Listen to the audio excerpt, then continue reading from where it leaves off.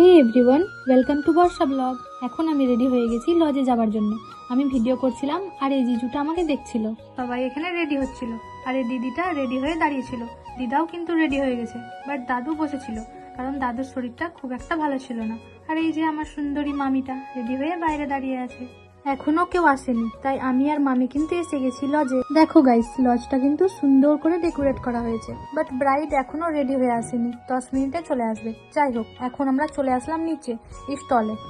স্টলে ছিল coffee, pakora, fuchka, but আমি শুধু কফিটাই নিয়েছিলাম কারণ আমার শরীর ভালো ছিল না, হসপিটালে অ্যাডমিট ছিলাম। আমার ভাই আমার জন্য কফি নিয়ে এসেছিল। ফুচকা খেতে ইচ্ছা করছিল, বাট আমি খাইনি কারণ নিজেরই ক্ষতি হতো, তাই বেশি কিছু না ভেবে কফিটাই খেয়ে নিলাম। তারপর চলে যাই মেন কোর্সে। এমনিতেই আমরা লজে লেট করে গিয়েছিলাম, খাবার খেতে আমাদের প্রায় 11টা বেজে গেছিল। মেন কোর্সে অনেক রকমেরই আইটেম ছিল। নানপুরি ছিল, চানা মশলা, বাসন্তী পোলাও, চিকেন কষা, সাদা ভাত, ভেজ ডাল, খাসির মাংস, কাতলা কালিয়া, চাটনি, পাঁপড়, নলেন গুড়ের রসগোল্লা, পান্তুয়া, মিষ্টি, দই, পাসপাস। আমি তার মধ্যে অনেক কিছুই নেইনি। তো চলো, ভিডিওটা এই পর্যন্তই। দেখা হচ্ছে নেক্সট মিনি ব্লগে।